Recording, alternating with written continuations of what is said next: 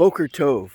So I attended this rally. It was a pro-Palestine rally, uh, but it was equally an anti-Israel rally. It's almost like they have to go hand in hand, which is really what's unfortunate because the solution isn't going to be an anti-Israel solution. The solution is going to be one that's pro brotherhood.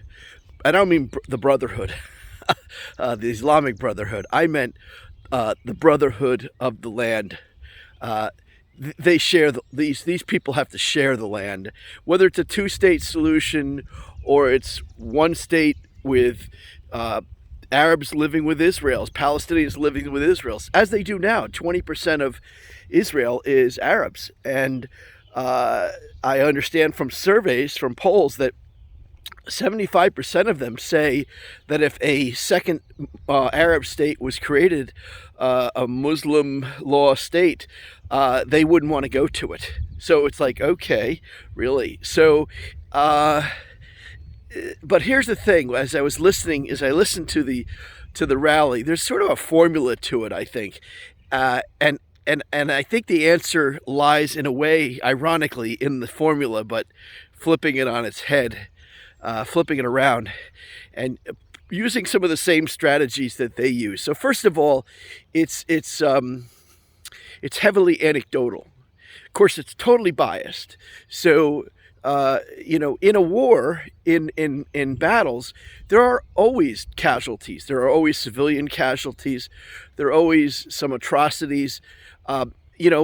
War is hell. I mean, it's just, terrorism is also that. And so there is no shortage of stories, of anecdotes about terrible things like children being killed, civilian targets being hit.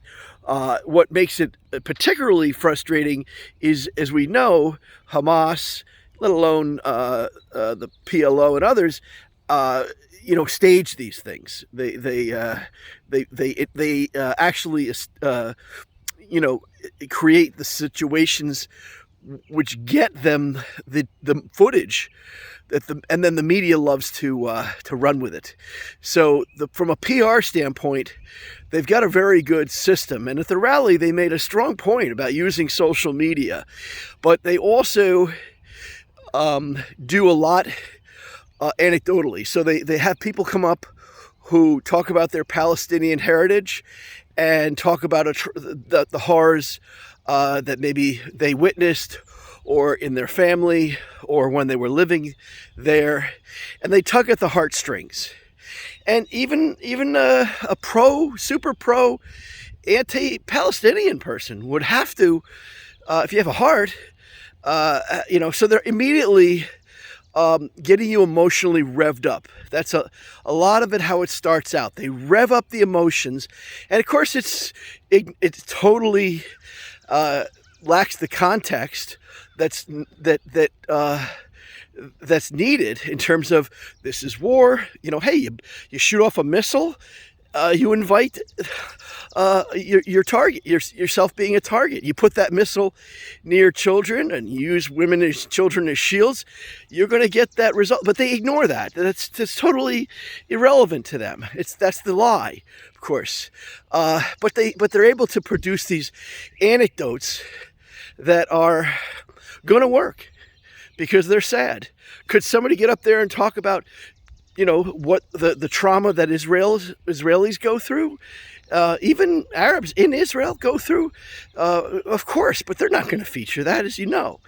Then the next thing that they do is they tell lies about the historical aspects. They talk about Israel being colonial, which is untrue. They talk about it being an apartheid state, about it practicing genocide, all the lies. Of course, and now you're set up to want to believe those things, of course, because you've just heard these terrible stories about these apparently horrible people. Of course they do genocide. Of course they do apartheid. You're now the audience who's ignorant maybe stupid to boot, is just going to believe it. They want to believe it. Who would do that otherwise? Israel can't be a moral nation. These are the things it does. And so they're building this case against Israel, which is ultimately a case for Palestine and for eliminating Israel. And, essentially eliminating any chance for a peace process. Because once they've done their job, they fully establish that there's no peace with Israel, okay? Which is what we often talk about. How do you have peace with the Palestinians? They don't want peace. Well, they don't. When you listen to these rallies and these speeches, they're not talking about a process that leads towards peace. They're talking about a process they're executing a process that has no hope of peace, the way they present it. Okay, so what do you do with that? Well, one of the things is, of course, we can tell the truth. You got to read these books. You got to know these facts. But unfortunately, you know how people are. They don't have the patience for the facts. And, of course, they're going to discount the people telling the fact.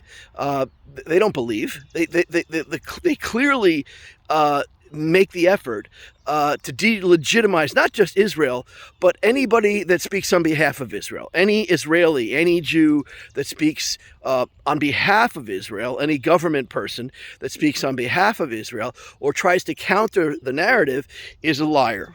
Okay, so there's no listening to that person. It's just like a Trump hater isn't going to listen to Trump, right? Doesn't matter what Trump says, doesn't matter how right he is about things, doesn't matter.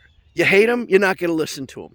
Same would apply to somebody who feels similarly, let's say, about Biden. They don't want to hear Biden either. So people just shut down when there's the delivery of even a valid argument from what is essentially an invalid speaker.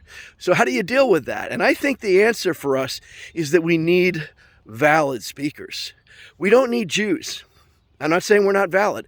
We don't need Jews to tell this story to the public we need to reach. We need Palestinians to tell this story. We need Palestinians who know the truth, who've lived the truth.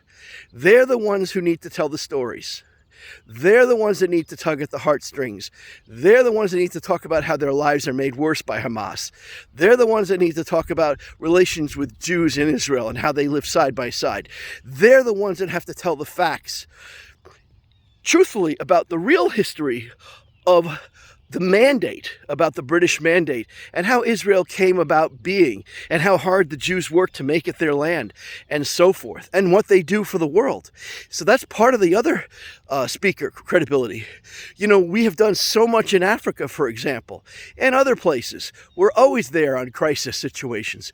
We need not Jews. We need people who know what Jews and Israelis are like and what they do that's positive to speak for us.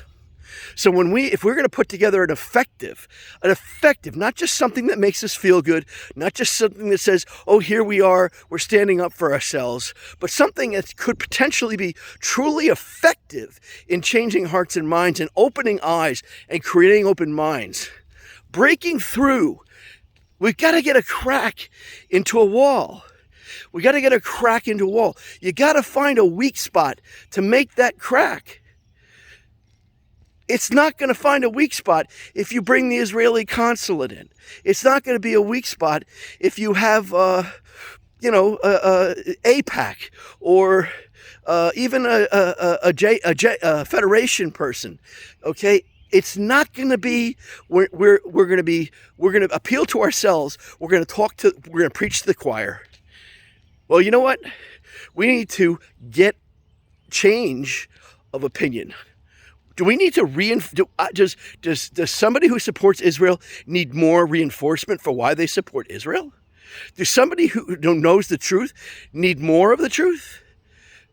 Right? No, we need people who don't support Israel, who have a false understanding, to find a little sliver, a little opening, just to slip in and catch their interest and attention, and then widen that crack in the wall, to widen that opening, to let light pass through.